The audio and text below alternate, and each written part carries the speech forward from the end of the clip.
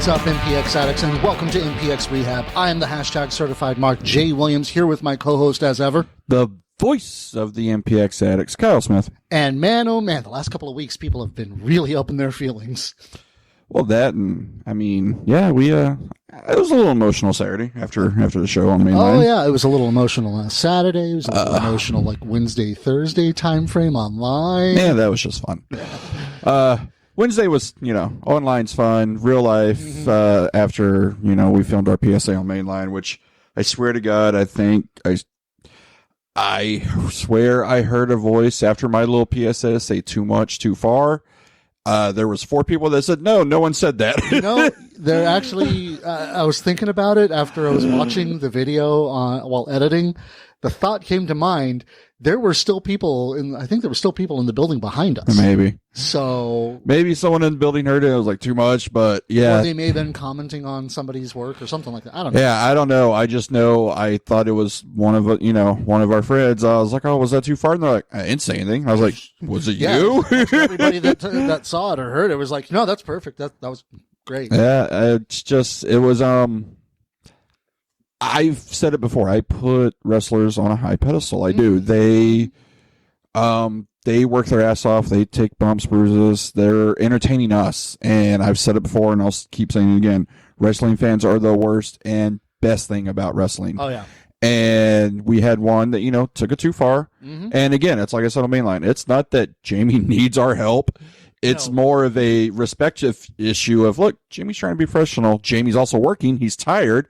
We'll take care of this one. Yeah, and it's the whole thing of, it's like, I can say from being an actor, sometimes when you're in a scene or something like that, and I assume the same can happen with matches, you actually really get into it. You lose yourself in it, and Jamie seems the type to lose himself in his role. So I would not be surprised if he were, just... Well, and part of it is, let's be honest, Jamie Aller, in-ring manager, Jamie Aller, outside ring, same person, just turned up 10 degrees. So him getting lost and everything, I don't think necessarily is true. I think that's just Jamie. I think that guy obviously took it one step too far. Not like, Jared Leto trying to be the Joker kind of lost himself. I'm talking like he got really into the emotion of the moment, and he was already... I mean, there was that one kid who really tested him that security actually did their job. And which is crazy because I don't think that one needed his job to be... It was the guy looked like he was about to go around, take Jamie's invitation and go around the guardrail. I mean, all I've got to say is, like, dude, you really want to take it to Jamie?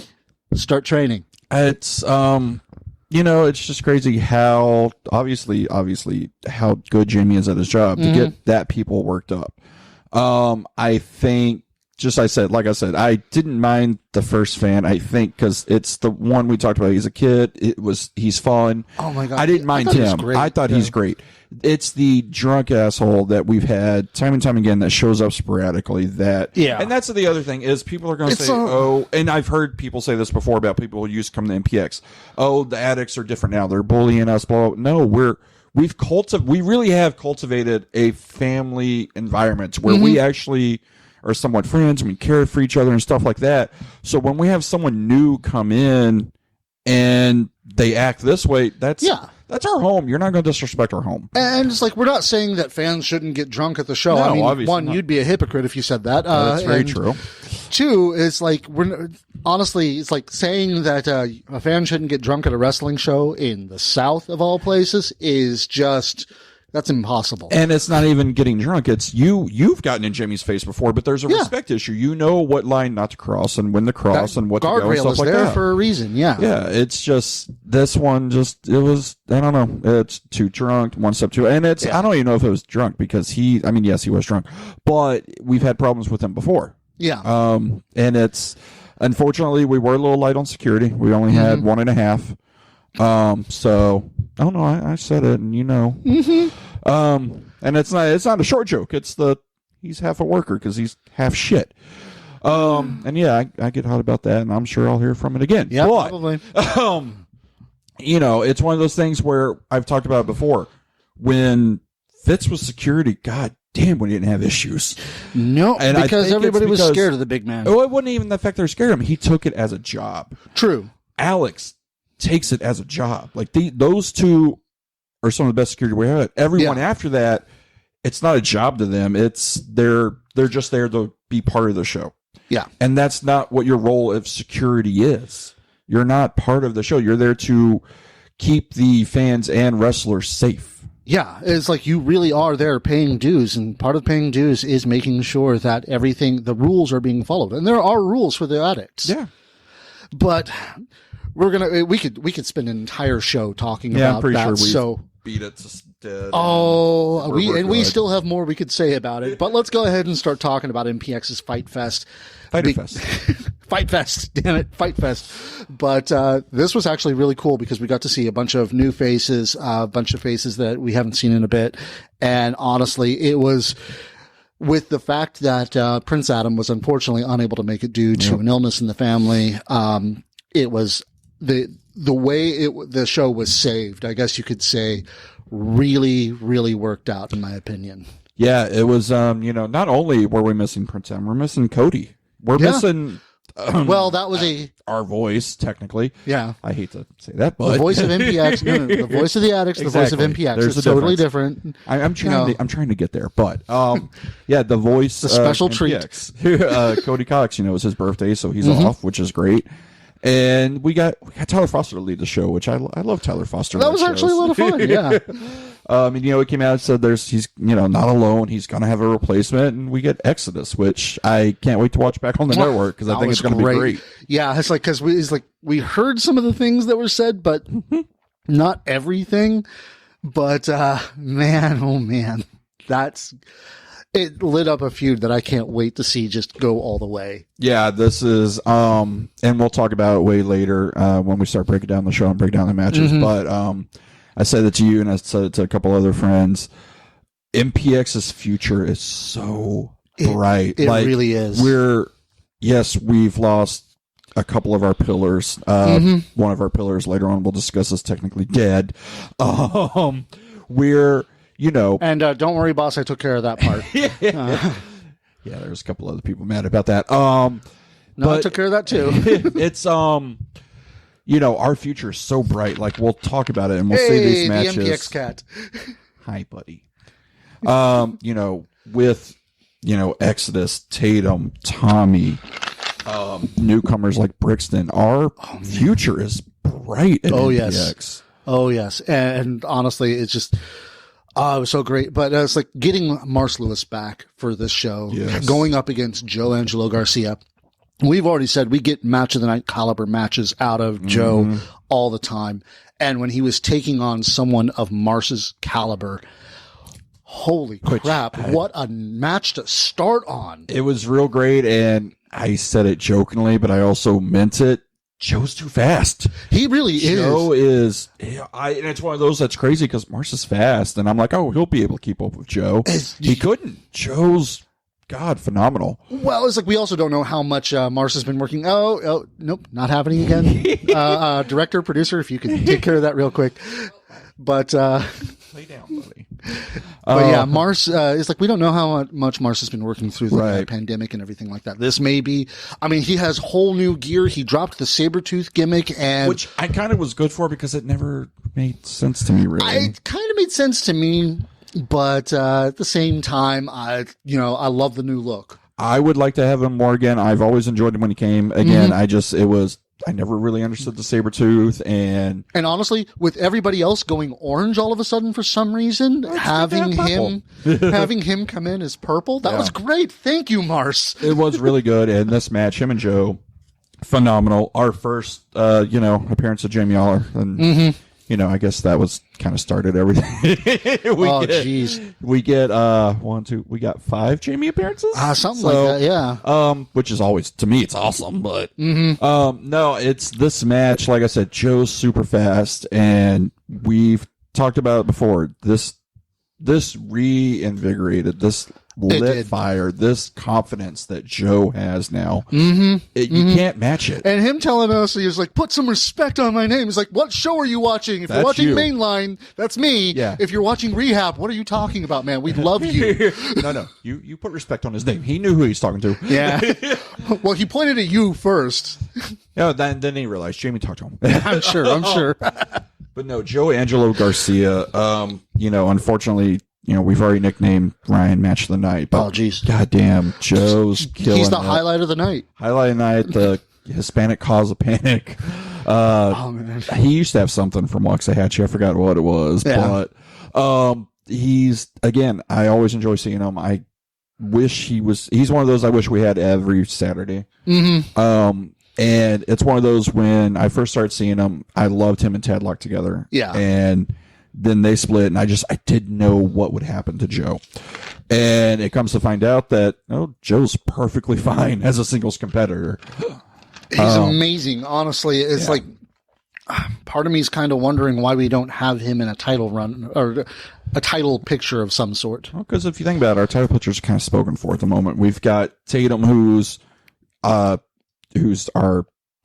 Mr. Main Event, as I nicknamed him, and he's running with it so awesome. Mm-hmm. I mean, Tatum, yes, he can have good matches, but I don't want that Addicts title off of him anytime soon. Yeah. The Prospect title's already been defended 4 times, spoken for, and you've got Wes. I mean, the championship layout we have is some of the best talent, not only in DFW, but in Texas. Yeah. And then you've got the competitors. You got Exodus, who seems to have a beeline on Tatum.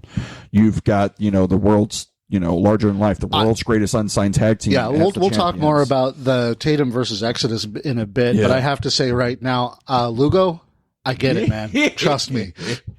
Yeah, that was one of the first things we joked about. Uh-huh. But Joe and Mars, like I said, I want to see Mars back. I want Joe every Saturday because I know you could put him in there with a broom and it's going to be a great match. He would somehow find a way to make it work. Oh, yeah.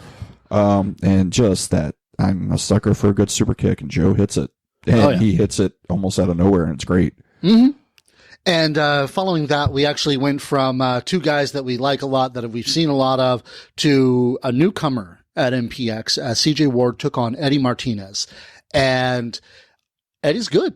I mean, he seems a little green, and I'm not just talking the gear. Mm-hmm. But other than that, he's got it. Still an illegal hat in this house. Cannot wear that hat. Yeah, we won't talk too much about that hat in our house. But it's, I think, I guess I want to see more of them because I didn't get the power glider. I didn't get the look, the attire. I didn't get the character. I didn't get who Eddie Martinez was. Yeah. I mean, he's got it, but it needs to be refined, kind of hammered into shape, really. So if he does come back, that's cool. I would like to see maybe more because, like I said, I didn't get who he was. He's a young competitor coming out against CJ. He's got the lucha style and everything like that. I mean, honestly, the name Eddie is very fitting for him because there was a bit of a young Eddie in him, if you think about it. Yeah, a little bit. And it's, you're going to get, and I'm not trying to be that person right now, but Eddie Guerrero is one of the top wrestlers ever. Mm-hmm. And it seems like anytime anyone of Latin descent gets a little something good, they're like, oh, he's like Eddie Guerrero. Yeah, it's not necessarily true. I think, if you're looking at it, to me, the closest representation to Eddie right now is Gino. Gino, you're right on that is one of the best talents we have in wrestling to date, and Eddie Martinez is. But I'm talking Eddie from the ECW days and early, the very early lucha Eddie before he'd Mexico. Really, fully come into himself. And it's just like I said, I want to see more of him. I didn't think I got enough to see and make a judgment of oh, he's good, or oh, I want him back. I want to see more. I, of course, immediately when there's people I don't know, I go to Facebook, try to find their stuff. Him, I did. And Brooks and Shaw, who I saw enough of because I fell in love with him instantly. It's there's got one match between this and that I one, know. So. But no, CJ, like I said, CJ is talented. CJ, give him a mic. It's great. He's got the in-ring character and persona. Oh, yeah. That when it's one of those things where you have promo skills and mic sets for a mic, and then you've got in-ring charisma, and CJ's got both. And it's when that's a rare thing to have. It really is. And it's when you can tell when CJ's comfortable, when he's confident, when that swagger starts going of CJ Ward, I don't think there's many that can top him as far as swagger and confidence. Tatum obviously is up there at the top. Oh, yeah. And I think right below him is CJ, which is obviously very fitting from where they came from. In like you said, right now I'm great with them going off in their different directions because it lets the whole rivalry, cool down and then, gives us can get fire again. Something else and everything like that. But I really do hope to see more of the two of them going at each other in the future because I do too. They are absolutely amazing as a tag team, as enemies.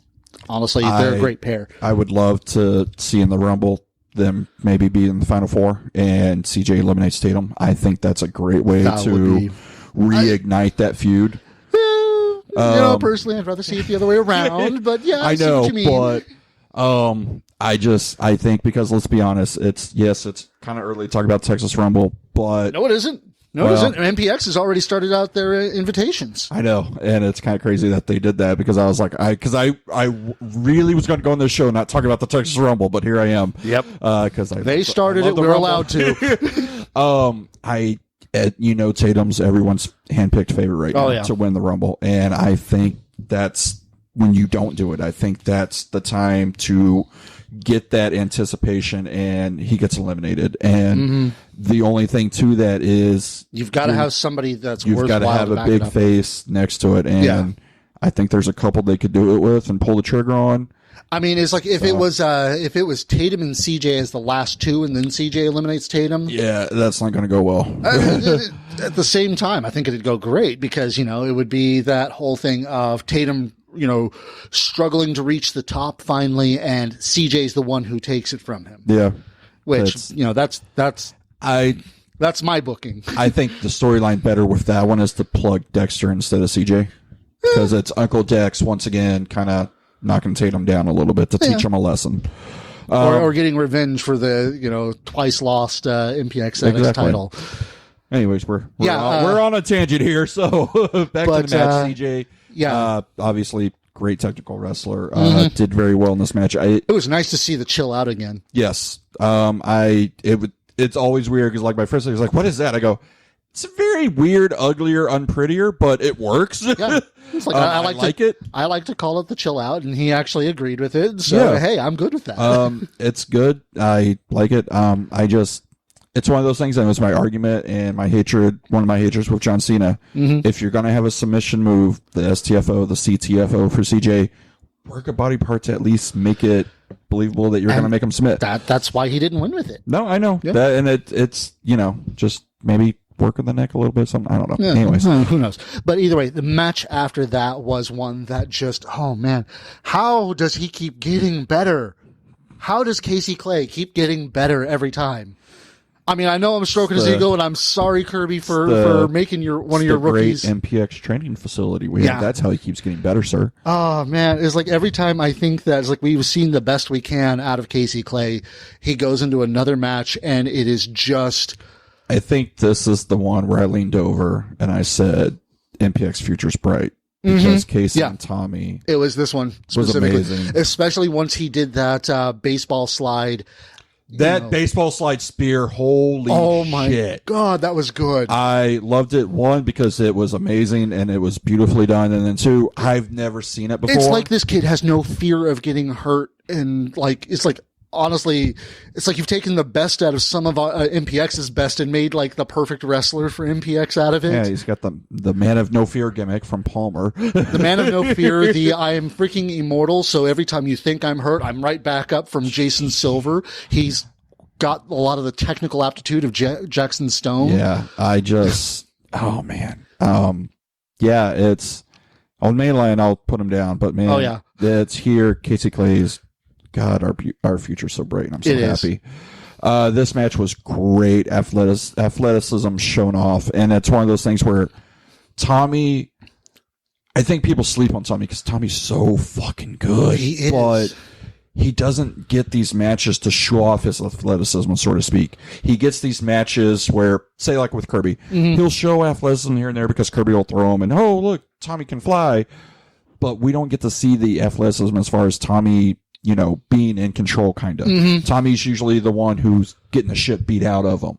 Yeah. And in this match, it was a little more back and forth, and you could see those bright spots on where Tommy's good. Tommy is sound. Tommy, I think, can work with most. He's, I hate this comparison, but it's so true. Tommy Becker is our Dolph Ziggler, our Mr. Perfect. He is the guy who is going to go out there and bump his ass off and take amazing moves from other wrestlers to make them look good. Yeah. I got to say, out of all of the guys that came from the Impact players and everything like that had the championship, I really feel like Tommy's was the most lacking, and it wasn't because of Tommy. It was because there was just so much else going on that Tommy's championship was just kind of there.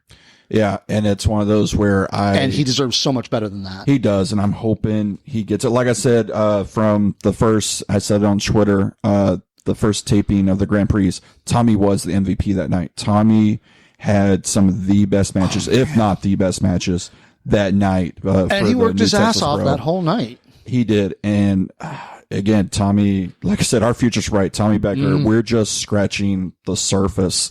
And I think we're finally, one thing that I think, and I've kind of been hard on him about it, that has hindered Tommy is the charisma and the confidence and the swagger. Mm-hmm. And you can tell in this match when it's on, no one can touch him. When he's got it, I don't know. Casey did a really good job. And that's the thing. Casey has never lacked confidence. Yeah. Casey's thing is just more of fundamentals, and he has mistakes here and there, but he's a rookie. But the one thing I think that's hard to teach is charisma and confidence in that ring. It's the thing we always talk about. It's the difference, because Casey and Noah, for better or worse, they're always going to be compared together. And Casey never lacked confidence. Noah's confidence was always a little down, I think. Yeah. And that's, I think, is what kind of helped Casey more so, is that confidence and that swagger and that, like you said, kind of no fear attitude. And I've got to say, since that's the next match anyway, let's go ahead and kind of cycle into that one with Noah Navarre taking on Brixton Shaw, who, oh my God, we get him again next week, and that just makes me so happy. I'm happy. I hope we get him a lot. Yeah. I like my big powerhouses, and we're kind of lacking in MPX a little bit. And he is a big powerhouse, yeah. No, it was before the show started, we're sitting there waiting, and I see him in the back. I go, who's the big guy in the back? Yeah, no, it was like we were like, is that? I was like, it's too tall to be X. I'm sorry, X. Too tall and a little lighter. And I was like, who is that? That guy is huge. He's just big dude, and he is, was actually really awesome to watch. Yeah. And Noah, I think, actually did a lot better in this match. This was one of the better. Yeah, this match for Noah was one of the good ones he's had, and I think he did very well at establishing that in-ring charisma. He got better at it. He's establishing, selling, and emoting to the crowd and trying to get the crowd behind him. Some things that were lacking here and there. But man, Brixton, just power. And then I love Across the Pond. And it was one of those things where I was like, man, I hope he's actually British. And he is. Yeah. So it was great. Yeah, and it's like Noah was able to actually kind of hold his own. And I'm not talking, obviously, we're not keeping it all fully kayfabe in this one, but he was able to, just kind of match. I mean, he was obviously underpowered in the match, but at the same time, it was very obvious, and that let the win that Brixton got be so very believable. Yep. That beautiful T-bone suplex. Just, again, powerhouse. I want to see more of them, and we are next week, and we'll talk about it. I'm excited. And going back to Noah and Casey a little bit, because we're going to see them next week as well, and we're going to see them in a tag, which I want to see, because I want to see, okay, we've seen them singly enough. We know Casey's got it. I want to rebuild this tag team up a little bit. I want to see if we've lost anything, because, I mean, let's be honest. If I'm MPX management, I'm looking at the two, and yes, we desperately need tag teams, but Casey, goddamn, how do you not keep him by himself? Yeah. I mean, and plus, I mean, he's got shirts coming out. He's already he stole the Christian Cage, Captain Charisma. Hey, it works. Oh, I loved it. Christian's one of my favorites, so I liked it. It's just, I'm telling you, I think we can do the Brett Owen split, and I think it would work wonders for both these guys. It would actually work really great. And then we got, like I said, I liked this rematch. I really wanted this rematch. Jackson Stone, everybody taking on Mr. Legs again. And honestly, this was actually really good because I did make it seem a little silly that Mr. Legs, so new and everything like that, was able to, beat Jackson Stone as much as I love Mr. Legs.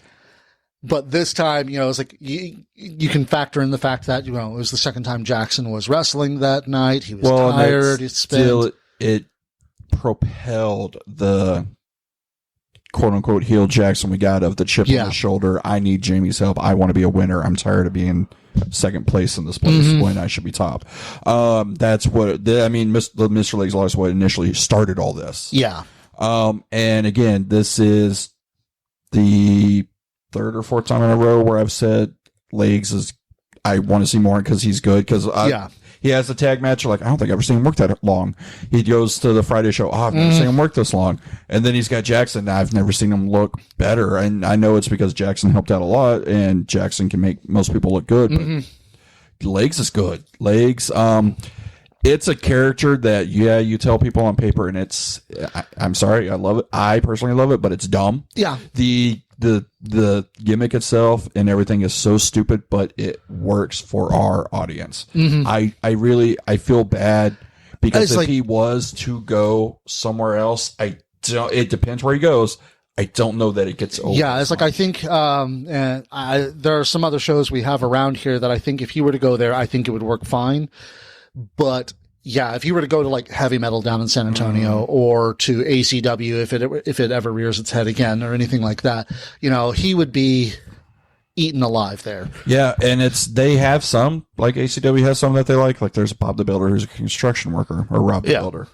Okay, cool, it works. To me, I personally don't like it, but people lose their mind over it. Yeah. And it's the same with Legs. People lose their minds, and you'll look around, you're like, why are people? And then I don't know, it's just something about him. He connects with this audience. He connects with the addicts. And it's probably because some addicts know who he is, some probably don't. And it's also just he is that character. He dove in, first, as you say, Legs first, whatever. Because we've talked about it before. If you're not going to believe in it, it's going to fail. And he believes in it. And he's like, fine, this is my opportunity. I'm going to take it and run with it. And he is continuing to run. I mean, he lost the championship, came back to tag with Tatum and then Swoggle and everything like that. And we go from 1 million legs to a 2.5 legs. So what? He lost some legs, it happens. But and even before he that, killed people with that one. You know that, right? Yeah, I don't know why it wasn't used for the tagline to be why that wasn't their team name again with. But and even before that, he had a great feud with Sky. Yeah. And he had an amazing Red Rain match, and it was like, the fact that it was an actual feud between these two, the fact that, it was like, well, Sky's the one who injured Legs, so Legs comes back and takes him down and wins the Prospect Championship. Yeah. That puts them at 1-1, so the blow-off match is the fourth match for the Prospect Championship, and what do you know? Sky wins it, and it was a beautiful match. It was very well done. The finish was great, and then we go back to an old feud with Jackson. They're now 1-1, and it's one of those things where, we had kind of heard, hey, Legs might be taking a break and everything. We're like, oh, that kind of sucks. He's doing well and everything. And the break was literally short, if at all. Like a couple weeks. Exactly. And he's killing it since that quote-unquote little break. Oh, yeah. I mean, I hope, we find something for him, which is really weird to say, but there's so much going on at MPX right now. I hate to say it. It may be the traditionalist wrestling fan in me, but Legs I see going to, he could be a tag team champion. He can be the Prospect champion. I could even see him taking the Addicts championship, but as Mr. Legs, I really don't see him taking the big championship. No, it wouldn't. And it's again, also really. I think right now, because of the tag team landscape, I really want to find him a good partner. And because it's like, I know we've got some teams he's worked with, him and Tatum had great chemistry. Yeah. Him and Swoggle had great chemistry. And when he tagged with the rookies, with Casey and Noah, that was fantastic. And it's weird. Like, I talked about earlier, we have a need for tag teams. So I don't want to split Casey and Noah, but I kind of do. Just because I think there's a good story that can be told there as far as like a jealousy shadow type thing. But I want to try to find Legs, maybe a partner somewhere. Maybe, I wanted Fitz and Adam because I love the dynamic of, just the size difference. Dude, maybe if Adam's available, him and Legs. Yeah. I don't know. It's like, honestly, I think that would work best because a charismatic, or I guess character wise and everything like that, him working with Swoggle was absolutely fantastic. It was. So maybe find one of the shorter wrestler to work with him. Yeah, that, and it's hell, you got X, who's not exactly tall, and he's all about the arms and everything like and that. You got Legs, who's all about legs. It rates it. Come on, it really does write itself. It's like, and the fact is, it's like with Mr. Legs' gimmick being, he worked every day is leg day, and everything X like is that. Just doing bench or curls or whatever. Yeah, it's like their promos could just be them in the gym constantly working. To be fair, X's thighs are fucking huge. They are. No. Legs are like X is not. But I easily could. Oh God, definitely Lex. Yeah. Lex. That one hurt me, and I thought it up. But no, I think, like I said, if we can find Legs something to do, he obviously, the crowd, the addicts get behind him. He's entertaining. He's good. He's on a little roll right now. I don't want to see that go away. Yeah, no, honestly, it's like the addicts haven't gotten tired of him, and like we've said before, as long as the addicts are popping for it, keep doing it. Yeah, do what works. And Jackson again, guy chops. Oh man, those chops. And it's like the fact that Legs was able to power out of those told a lot about Legs with that too. Well, and I love how now, since he killed Elsa O'Mara with it, is how we're getting refs. Refs need to question after every chop. Do you want to give? Yeah. Because it's just get somebody who dies and then comes back to life every time he chops him. That's pretty much what happened. But now it's Jackson. There's nothing we can say. Everyone knows how much we love Jackson. Yeah. How good he is. It's like, yes, I am a shill here. Wrestlers ever. No, you're kiss ass. I called it on Mainline. Yeah, but shill just sounds more professional. But this again, that's one of those things where I talk about the landscape of MPX, and it's one of those where we have so much talent, and it's kind of like, what do we do with it? Yeah. Because that's the thing with Jackson. Jackson's so great. Jackson should be in title feuds. We're kind of stocked up on that right now. What do we do? Yeah, it's like, unfortunately, it's like he is a top card guy. He should be a top card guy anywhere he goes. But right now, the top of our card is so full. And it's full of people who deserve to be there. And it's also people, like I'd say in Wes's case, ever since he's won this title, I don't know what it is or why. And I'm probably going to get people yelling at me for saying this. We're not featuring our champion. Wes Crane, there's been several times where it's also like appearing Wes Crane. Why doesn't we have a match announced? Why are we not promoting our champion? Yeah. Wesley Crane's coming in. We don't get him every Saturday. Yeah. Why we don't even need a graphic for it. Just say it's like, and Wesley Crane will be, And I think Wes takes, and I don't talk to him this way because I don't talk to any wrestler this way because it's not my business, but I think he takes it personally. He's got a chip on his shoulders. And we've seen it. When Wes comes out, look at that match with Exodus. Mm-hmm. He came out knowing that match was not going to be main event. It was not going to be featured. The big thing was Punch Drunk Love and Large in Life, and rightfully so. But he's going to go out there and make people say, you're going to talk about me. There's a level of taking it personal that works for. It drives Wes to be the best he can be. And that's where I was getting at, is there's several wrestlers like that. Dimitri, I think, is another one who wants to prove. We saw it with Joe. Joe immediately hit after the win, came out the ring and said, y'all are going to remember me. You're going to respect my name. I deserve to be here. Oh, yeah. And he does. And we've got so much talent that does have chip on their shoulders, all striving to be that number one spot and to be the guy. And I think, one, that's great for our company, for MPX. And it's great for us as fans. Well, it's great for our company too. It's absolutely wonderful because we get to talk about these amazing wrestlers. And it's great for the acts. We're going to get great talent because these guys, they want to prove they're the best in not just MPX, but to prove they're the best in the world. And I think Jackson's starting to do that day in, day out, because people have said it time and time again. He should be on national TV. Jackson should be featured. Jackson should be this. Jackson should be that.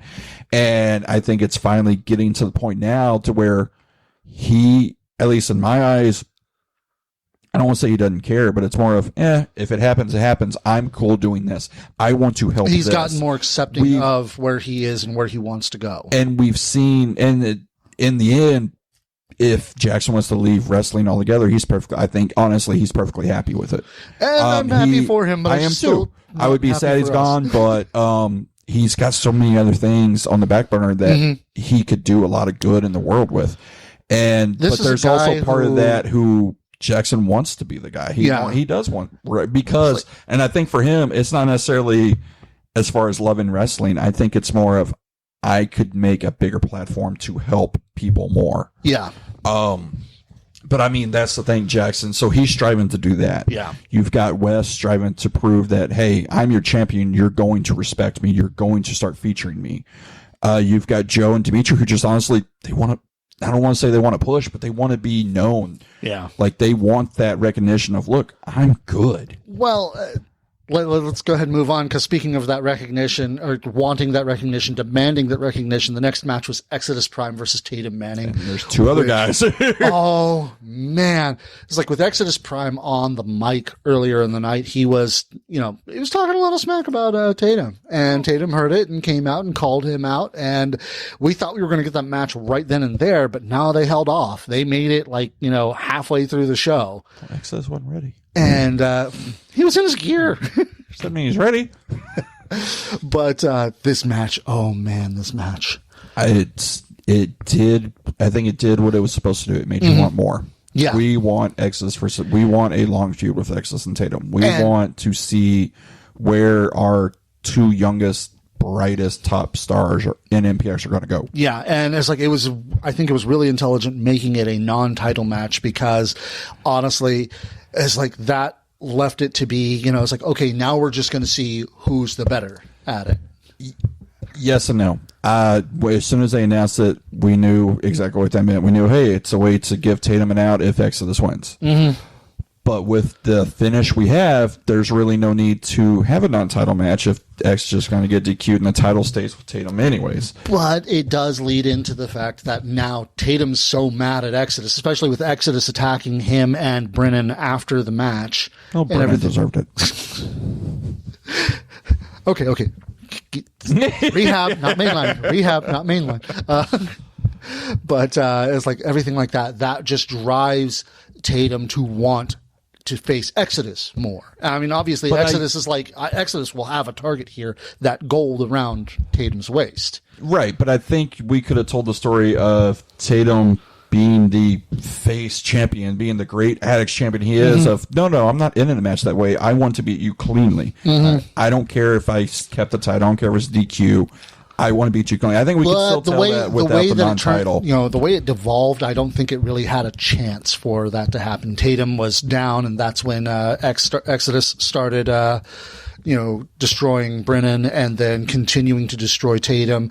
The other refs come out, security comes out, and everything like that. And just, security is supposed to? I think so. I don't know. But you can tell. Yeah. Too much? Nah.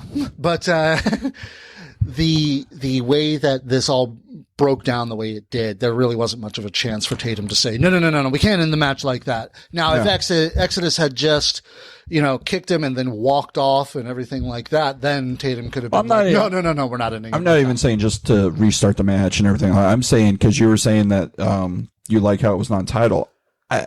I like the non-title if we weren't going to do that finish. If we're doing that finish, keep it a title match, because then you could do a vignette or a promo with Tatum saying, look, yeah, I kept my title, but that's not how I want to defend this title. Yeah. Get him more, it's weird to say, but get him more face than he already is. Yeah. Get him more over than he already is by, he truly is a defending champion. True. Yeah, I think we could have done that, but either way, the match was great. And like I said, it did what it was supposed to. It gave us just a little bit of them in the ring to know, okay, we want more. But after that, speaking of wanting more, Sky versus Jason. The end of the Immortal. This is the end. Huh? There's no more. This is the end. Yeah, this is the last. This is the end of the Immortal. That's it. This is the. You always say you hate the card subject to change line, and I am one of those in wrestling. I hate the this is the last time or this is the first one. Like when we did Rock Cena, the only time. Yeah, come on, we know that's not true. Yeah, the last time Cena and Orton are in a fight. No, it's not. Nope. This is Silver and Sky are destined to do this forever, and literally forever. I'll be dead and gone. They'll still be having matches. Yeah. You know, it's because Jason's not the only vampire of the Lost Boys. No. You know. Yeah, there's still Daddy Gangrel. So, but no, we've got Silver and Sky. And then it's one. I hate that it's that tagline because if it truly is, I don't want it to be. I like watching their matches. Yeah. I also like watching them team. It's one of those things where I hate that tagline. If we would just had Sky card promo saying it has to end, okay, fine, I get that. But for MPX to promote it as this is the end, no, don't do that. Let the story tell itself. Yeah, but the match itself, I loved Silver's promo and I love Sky's promo. And I forgot my joke of I can't believe we had a guy named Entree interview Sky. But man, the fact that Andre was able to do that and survive, that was amazing. I know that I'm pushing my luck according to Isaac. Exactly. But no, and that's the thing, having Isaac, also do his little promos and vignettes and Silver and Sky, it's a great story. It really is. And it's, again, I've said it time and time again with this fourth defense and him hunting. This is something Sky, Isaac, and Wes, this is something they can tell. And this is something they can sell. And this is just let them handle it. And it's going to be great. And honestly, it's like, it looked like, even though he was trying to kill Jason, Jason tried to get back up and that just made Sky come back out. And normally it's like with Exodus already doing the come back and continue to beat on him thing, there was already a pre-made point to this one. Yeah. It was one of those where, and it's something it was either you or my friend, I leaned over and I said, I really wish X and Tatum hadn't done that. Yeah. Because as soon as it was over, you knew Sky's going to do it. So we just had it back to back of them coming out and continuing the attack and security and refs and everything. And it's kind of like. But it fit with both to a degree. To a degree it did. And it obviously fit more with this because Sky's. No doing offense his best to Exodus, to make sure Guy's a bigger dude, and yeah, he's out to murder. Yeah, Exodus is out to beat up. I don't think he's going to murder Tatum. Sky wants to murder Silver. That's something the addicts can get behind and believe. Not get behind. They can believe that Sky wants to murder little poor immortal Jason Silver. Yeah. And he did a damn good job of it. How many 4 or 5 Death by Stereos. We saw the Tenderizer. And yeah, it's one of those things, having to have Sky pretty much carried or, crawl out by security and then security to come and pick Silver up and carry him out, almost crucifixion style. They could have just lifted him a little higher, like you said. He's kind of short, so, he couldn't be there. But, it's a great story. It's curious to see where we go.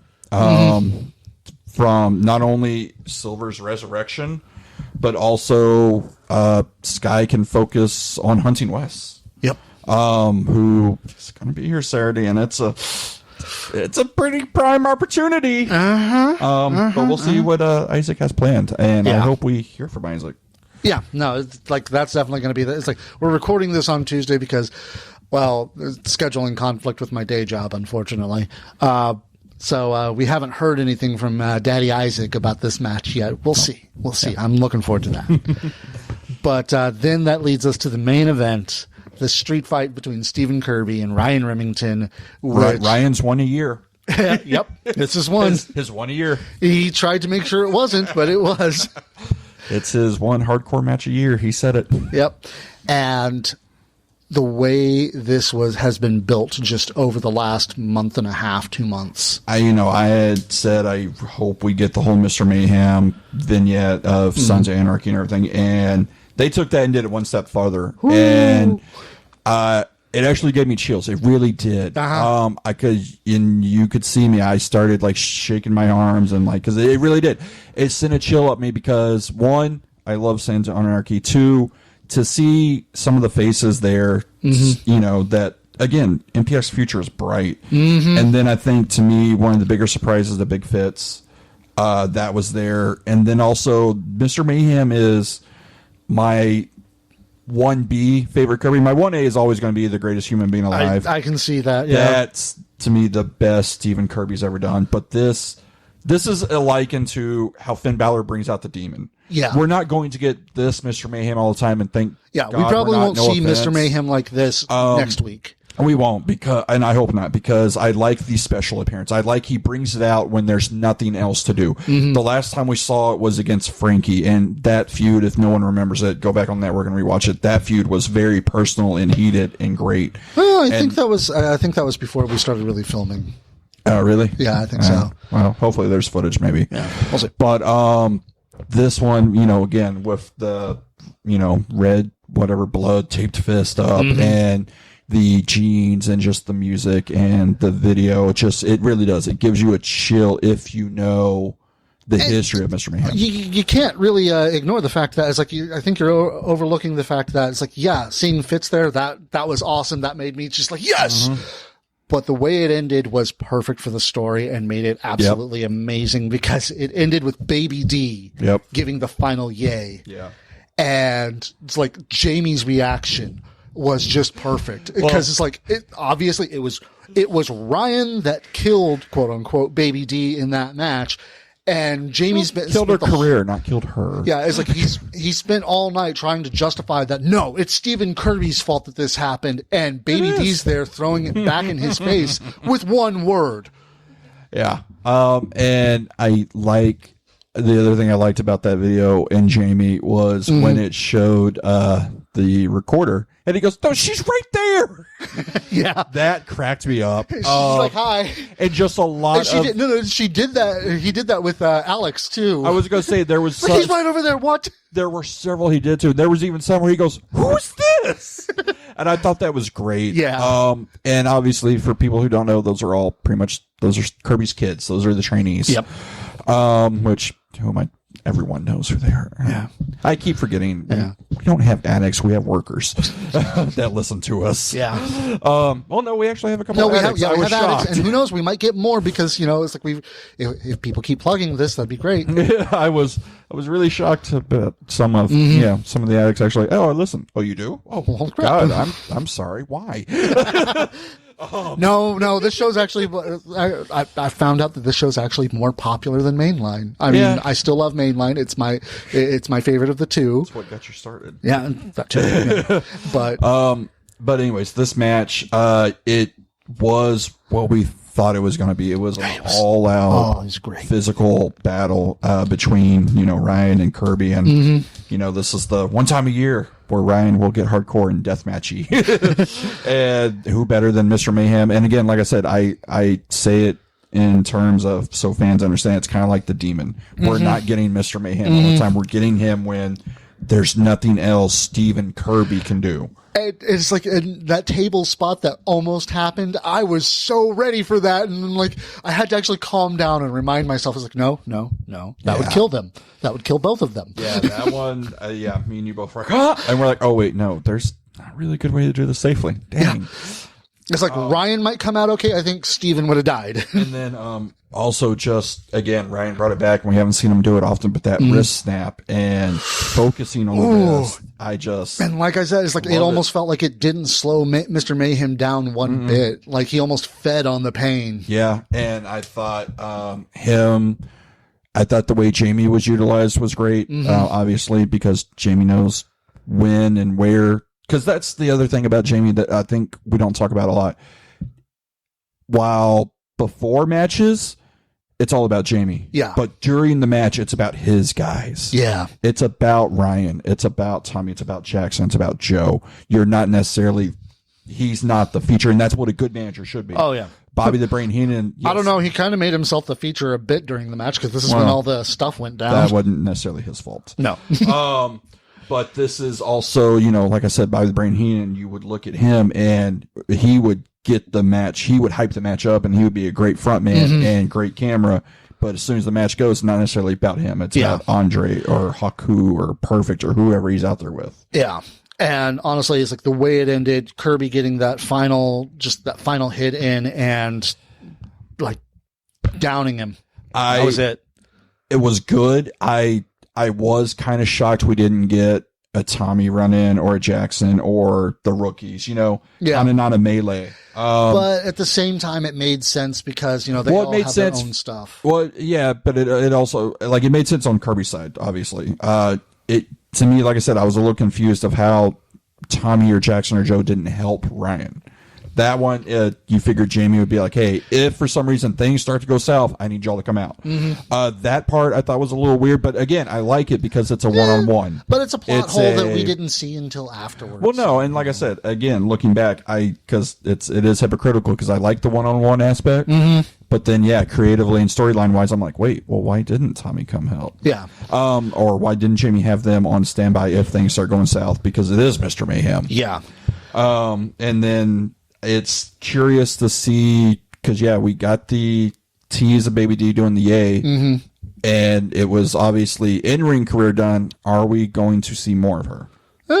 Nice. I'm one of those that I love GM roles. I think they're a very necessity for wrestling shows to have. I like them when they're done sparingly. I think you need a figurehead to go at.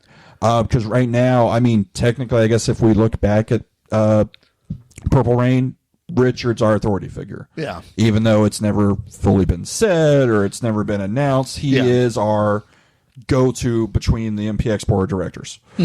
So I like when there is an authority figure to go after, even if it's just agreed. Like, I don't want a Matt Fisher to where it's straight heel. That's who no, just someone. Give me somebody who. Give me a President Jack Tunney. Give me that. Yes. But, so that's pretty much what we got for the last week's show. We'll go ahead and get started on next week's show right after this. Oh, it's Saturday night. So normally, ladies and gentlemen, we'd be thanking you for watching MPX Mainline, but we have something a little more important to say right now because we had a hashtag that we started, early last year, I think? Pretty close, probably even later than that. Yeah.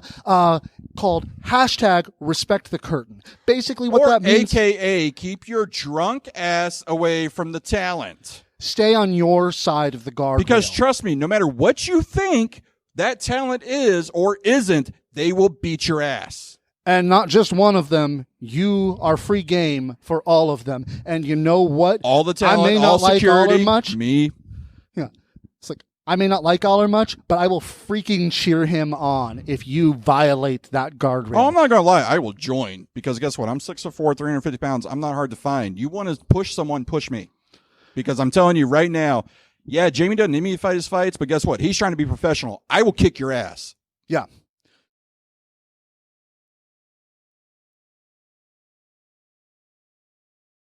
And we're back. Thank you for living with those announcements, commercials, things like that. We are trying to monetize. And hey, you know what? We can even take donations on Anchor FM if you want to, toss some money our way. That would really help us out a lot. But let's go ahead and talk about Born to Fight. You would think that this would actually be the predecessor to Fight Fest, but we are not in charge of the naming schemes. It's like Lightning, Thunder, Purple Rain. Hey, awesome. Fight Fest, Born to Fight. Blood sport. Yeah. But this week is going to see a lot of the consequences from last week, take place. And we're going to get the tag match that you wanted. And we're going to see people we haven't seen in a bit. Yeah. So, and people we haven't seen at all. Yeah. Haven't even heard. We're still good. It's like when management said that we're going to see a lot of new faces before the end of the year, they were not kidding. Well, and I had said, after Purple Rain, it's when we see a lot of new faces. Yeah. And yes, I understand Purple Rain's in August and we're now in November, but, this time. Purple Rain was, was it August? Yeah, it was we still had Purple Rain? Late August, it was early September, October. I think. September. Maybe. Yeah. I don't know. September. It wasn't that late. Yeah. I remember it wasn't in August, but it wasn't in August because we were still in the middle of lockdown at that point. Yeah. Thanks, COVID. Jeez. But no, it's, This is the time of year where I do enjoy MPX because it is. People will say it's a slow downtime, but to me, it's one of our better times because we are getting talent. Yeah. New talent that we haven't seen before, or we're getting debuts of some of our rookies and stuff like that. And honestly, it's like the addicts are here for it too, because like even with, ticket sales having to be down a little bit because of COVID and everything like that, people are still all ready for these new faces coming in, and we've seen very few dead matches. No, so far MPX is again, we're shills or whatever, but I only say it because I mean it. MPX has not really put on a bad card. No, like there's never been a time where I've left MPX, and that's why I kept coming back, and now why I do this and why it's my home is I've never left MPX not necessarily wanting a refund, but just going, man, that was really a waste of 2 hours, or man, that was a waste of $15. I could have watched that on the network. Right. No, I've always had a good time there. The matches have always been solid for the most part. The card's always great. I always have a good time there. And there's been several times where because of my, anxiety or depression where I'm like, I don't want to go. And then I'll force myself to go because in the end, I know Same here. MPX is going to be fun. It's like, honestly, this is why I, made my quote unquote, joke religion of kayfabianism, because it's like, I feel that same sense of fulfillment that other people get from going to whatever religious, function they go to. It's like, wrestling is my religion. Yeah. That got to be with you. But let's go ahead and talk about the matches we have announced, because we actually have a few amount. Great name wasted on a crappy promotion. Anyways. But, we've got Reza Clark coming back, and she's going to be taking on Livy Loca. And like Livy said, this is another one off her list before she bows out for good. Not 2020.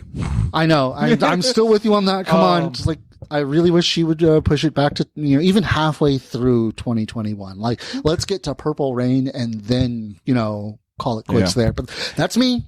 I'm not her. And it's, maybe there's some sentimental to her. It's been a full 20 or something. I don't know. Yeah. Anyways, I am looking forward to see Liv again, despite what people think. She's always been entertaining to me. I will have fun on mainline, just a heads up. It's not a lack of love. It's all character. Fictional character. But it's good to see Reza back. Yes. This is someone who... I don't want to necessarily say she took the stance of I'm not wrestling in 2020 again or until this stuff comes down, but we haven't seen her in a while. She did actually say on her show with Byron and Casey and Livy that she is going to take a break for the rest of 2020. She said she had one, maybe two bookings that she was going to take. Looks like this is one of them, and I'm very happy it's one of them. And she'll be back in 2021. And we absolutely respect that because, not everybody has to be there for wrestling. Not everybody has to survive off of it. And as much as it's their passion, they're also being smart and safe and, taking care of themselves. One of the things wrestling fans tend to forget, these are still human beings. Reza has a life outside of wrestling. Livy has a life outside of wrestling. They all have lives outside of wrestling. But this match I think is going to be really good. We're going to see a different Livy.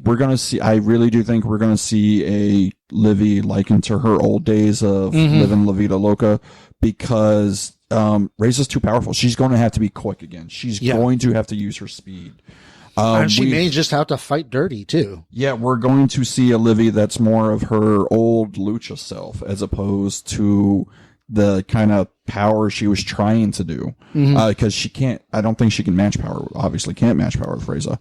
There's just slight size difference there. Yeah, exactly. So it's going to be great to see, I think, a flash of the old Livy. So I am looking forward to it. I think it'll be a good match.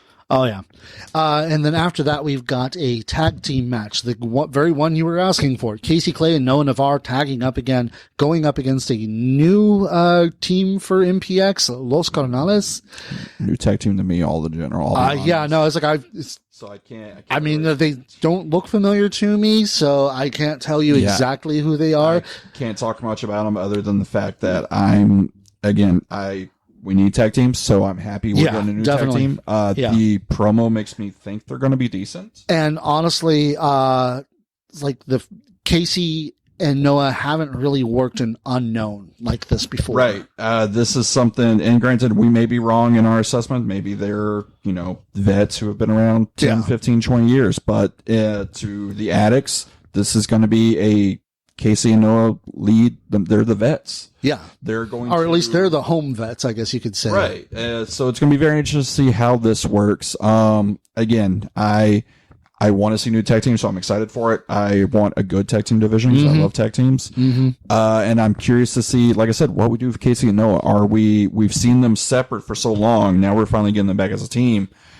Are we going to see maybe Casey want the spotlight a little more, or vice versa? Noah wants a spotlight. Are we going to see, the inner workings and kind of the seeds planted of a split? Or are we just going to see them? No, we're best friends. We're brothers. We're buddies. We're a team, no matter if we're single or together. I still think it's, just because they are so new, I think it's still just a little too early to split them up like that, especially as something as profound and, intense as that kind of rivalry between the two of them. But, we'll definitely see more of, how, as they've been able to develop individually, we'll get to see possibly more of how they've developed as a team as well. Because, it's the Clay way, but how does that work with Noah? So it'll be cool to see. Yeah. And then keeping on with the rookies, Mr. Legs is going to be taking on Brixton Shaw. We get him back again. Yes, I'm excited, and I'm also excited because it's Legs. I think we're definitely... While we got a little bit of Shaw with Noah, I think we're going to fully see what Shaw can do now because Legs, and it's no offense to Noah, but I think Legs is going to be able to help showcase Shaw a little bit more. I agree with that. And I was like, Legs being just slightly more powerful, I guess you could say, than Noah is, he might put Brixton back, back to the ropes a bit. Yeah. So we might be seeing Brixton more on the defensive this time around as well. And I am actually really interested to see how that's going to turn out. Brixton's a big and bad enough dude that I still think he's going to win it. Yep. I want to, again, I hope, like I said, I want to see more of him. We're obviously going to see more of him. I want to see more of a showcase of what he can do in the ring. And I'm hoping, we obviously got some time for vignettes. Maybe have Andre doing introducing to Brixton Shaw. Yes, please put Andre on that. I want to see who Brixton Shaw is. Just to give a little taste of why he's here from over the pond. Stuff like also, that. It'll be great to hear a British accent in MPX again, since Nigel's off doing his own thing elsewhere. Well, if for some reason Brixton can't do a good promo, let's call Nigel. Let's get Nigel's managerial services back. Brixton would be an amazing part of an amazing addition to the Rabbit Empire. It would be really cool. Yes, I kind of do miss the Rabbit Empire, and I miss Nigel. Yeah. And speaking of which, I miss Schaefer. Please come back, Schaefer. Please come back. Please, we need big men. Yes, and we got Shaw. We just need another one. Well, hopefully we'll get to see more big men soon because if I've heard rumblings right, we may get him back. Maybe. I hope so. Please. Fitz, we miss you. And go back into the network. You heard the reaction when he aired with his yay. It was at first it was a gasp and then it was yay. So, or maybe that was just me. I don't know. No. It's like if you heard more than you, then it was me and Lily at least because it's Fitz. Come on. But no, Shaw and Legs is going to be a solid match, I think. Oh, yes. And then we're going to get to see something that I am so very much looking forward to. We're going to get a newcomer to MPX again, Brian Rage Rivera, coming to MPX. And he's going to be taking on the new and improved Strong Style Cinephile Black Kubrick Sebastian Envy. I can't wait. God, your love for Sebastian is amazing. Okay, so he's a good friend. And it's not even the fact that he's a friend. It's the fact that this is your reason to go to MPX. Yeah. This is what started you going to MPX. I tell that story so much, I think I'll just avoid it for now. I get it, and that's why I love seeing because it's weird. Doing what we do, we have our favorites here and there, yeah. But whenever it's Sebastian, you see the fan and you come out. You see this is my reason. Yeah. You mark out for Sebastian. I think it's cool. And it's great. Is, yeah. And he's one of those guys, like I'd said earlier, it's like, on Mainline, I will trash the heels. I will call out every dastardly move, every cheap shot, everything like that as much as possible. But this doesn't apply to certain others like Byron and Sebastian and, it's like a Baby D even. Right. It's really hard for me not to be fans. because these are the people that I'm like, they're not just, my favorite wrestlers, but they're also my friends to a degree. And I really do have a hard time separating those two sometimes. Yeah, it's just great. It's going to be interesting to see what this change is going to be. I'm excited for it because I never, again, like I said, I'm sorry. I know I get yelled at all the time. I don't like Dragon Ball Z. So the whole Black Goku thing and the Dragon Ball Z thing, I never really liked it. I love movies, and the Strong Styles found Stanley Kubrick was amazing. So Black Kubrick. Now, mind you, the Black Kubrick thing, that's all me. Oh, that's entirely me. If he wants to take it, you are welcome to it, sir. I was going to say, I like it because it does, instead of Black Goku, you can do that. I like it. But it's going to be interesting to see what this fully character means. He's got a video. Go to his Facebook, and you can watch his little promo about it. And why he talks fast. Yeah, he does. Why the change, and calling out Nate and everything Nate did wrong in that tag match, which I thought was great. It's going to be interesting to see. I'm excited for it.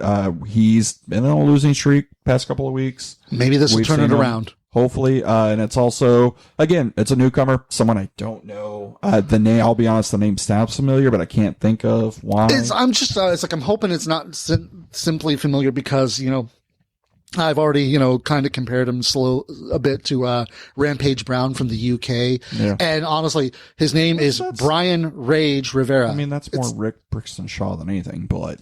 I agree with you there, but I'm also saying it's like, the fact that, Brian Cage. Yeah. I don't know. I like talent, so I like seeing new talent come in. Yeah. And he looks like a big dude. Despite it being wrong or not, I am very judgy. So like to the tag team of Casey and Noah, I give them a fair shot, and to this guy, I'll give him a fair shot. But it's going to be cool to see. I'm excited to see both of them. I do like the name. The promo picture, he looks like a big dude, so it's going to be good. And speaking of excited to see, deceiving. He's like zoomed in or something. And he's like, he's the same Eddie size, Martinez size or something. It's like, really? Or no, he's just like the same size as Sebastian. It's just like, I want to be on.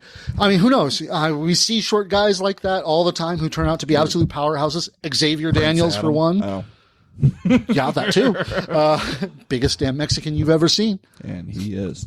But speaking of excited to see, we've also got Matt Palmer coming back as the Monster Hunter, but the monster he's going after this time is a metal monster. And this was okay if you're going to play it that way, because that was my first thing. The Monster Hunter, I go, this isn't a monster he's fighting. What are we doing? Oh, okay. Oh, come on, a big dude. All right, I guess it's like it's Oklahoma's own Lord Odorous.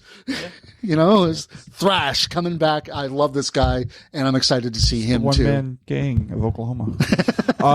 No, I liked him. Again, it's one of those where we talked about it on the show.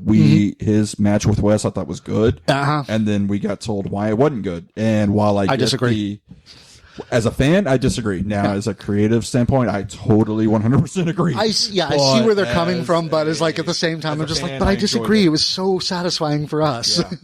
Yeah. So it's going to be good to see him again and going against Palmer, who's a top-notch, incredible guy. I don't care how many breaks he takes or how many quote-unquote retirements he takes. He doesn't miss a step when he comes back. No.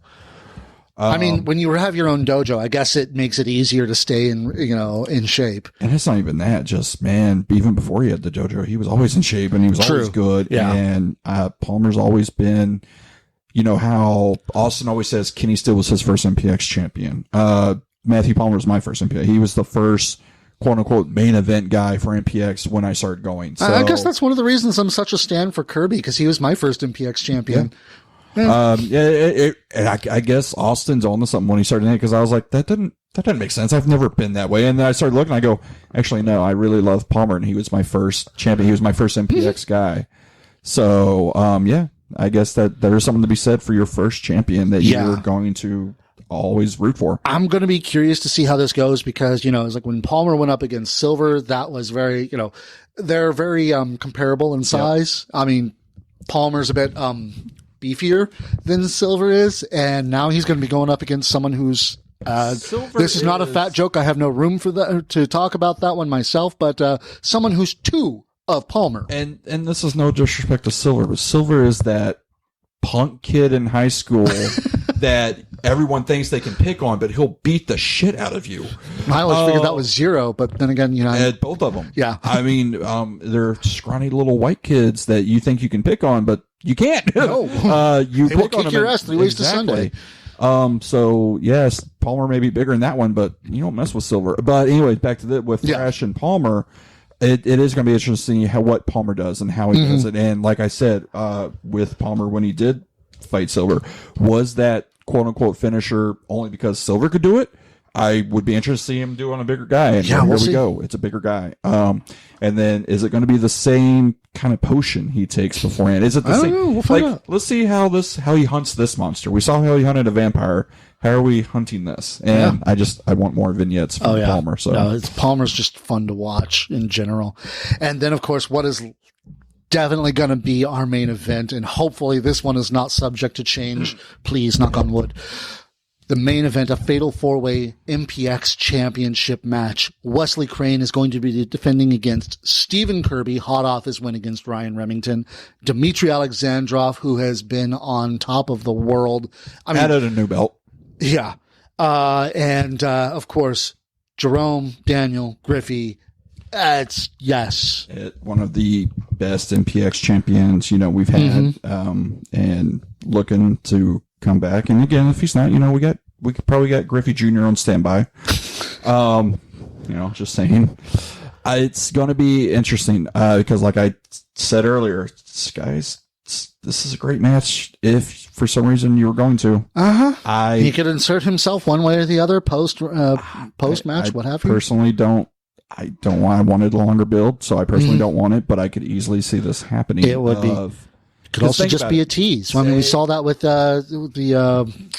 Hardakis teased it with Scott. Yeah. Because Hardakis ended up calling his shot as opposed to just cashing in on the fallen. It's going to be interesting to see, because there are a lot of ways you could go with it. Wes could fight them off because it is, granted it's Wesley ways anyways because it's a 4-way, but Wes could fight them off for retaining the title, lights go out, Sky hits. Or think about it, Kirby could win. Kirby's got the belt back. Kirby, we're all for it. Boom. And then Sky takes away, sucks the energy out of it, event center, because now he cashed it. But then I don't know. There are so many ways this could go, and I am so happy that I don't know how it's going to end. I mean, we could also just Kirby could win, or Jerome, or whoever, and nothing happens. And of course, we could never see Sky at all. Yeah, I mean, who knows? Yeah, and of course, let's not forget the fact that it's like this is a fatal 4-way, not an elimination. This is a Wes doesn't even have to be pinned, and Dmitry is the only guy here who has not held the championship. Yep, and I think that's very important because with the way Dimitri's on a tear. Like I said, he added a new belt. He's got 2 now, I believe. He could have a 3rd. Yeah. And no offense to the others, I think this one would mean the most. Just because of how much Dimitri's had to prove he deserves the spot. Yeah. And this is going to be a great match. Because again, it can go anywhere. I can believe Jerome somehow sneaks out a submission move and wins. I could easily see West destroying everyone and winning. I could see Dmitry pulling the underdog upset, so to speak. You could see Kirby just still upset and emotionally rage of Baby D, just tearing everyone limb from limb because he's still so upset. Yeah. There's so many things we can do with this, and that's exciting as a fan and also creatively thinking. Yeah. So this match, this main event, and hopefully, it's going to be so exciting. Hopefully main event because it is the title and everything like that. There's nothing else. There's nothing else story wise that's as big as this one's going to be. Sadly, I don't. Is Tatum announced? Is Mr. Main Event there? I don't know. We haven't seen him announced, but those are only. Let's see. That's 1, 2, 3, 4, 5, 6 matches announced. We've had 7 or 8 in the last. Where's our Mr. Main Event? Where's our Addicts champion? Where's our Prospect champion? Where's the tag team championship? Where's the tag team champion? Where's Jamie? There's a lot of. You have to tune in. There's going to be surprises. Oh yeah. This is not everything that's going to happen, and of course, as always, card subject to change. We hope not. We really hope not. But Who do you pray to for that? Because not Gotch. No, definitely not Gotch. I need to figure out a saint of booking. We'll find out. But I am definitely looking forward to this, and you should too. Get your tickets now for Born to Fight.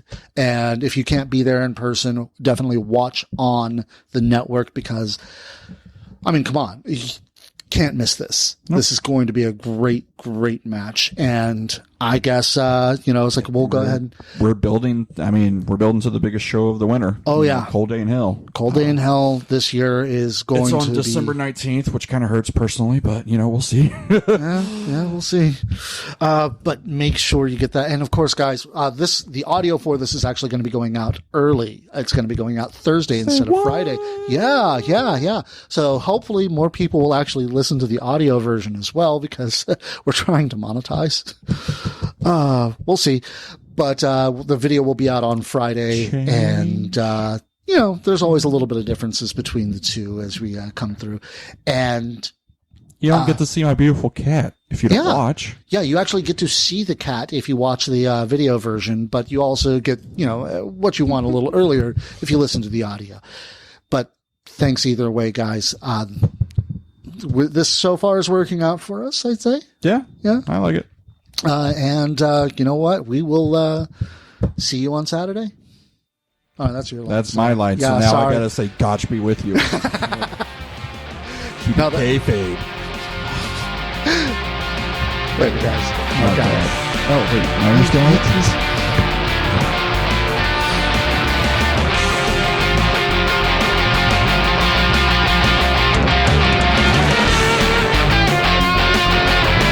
What's up, wrestling fans? Thanks for listening. If you liked the show, make sure you like, share, and follow us on Spotify or wherever you listen to MPX Rehab. You can also follow us on YouTube and Facebook for more MPX and Texas wrestling related content. Want to support us even more? We have a Patreon and merchandise you can buy at any shows you meet us at. Just look for Team Certified Mark. Thanks again, and as always, keep it kayfabe, wrestling fans. Mark out.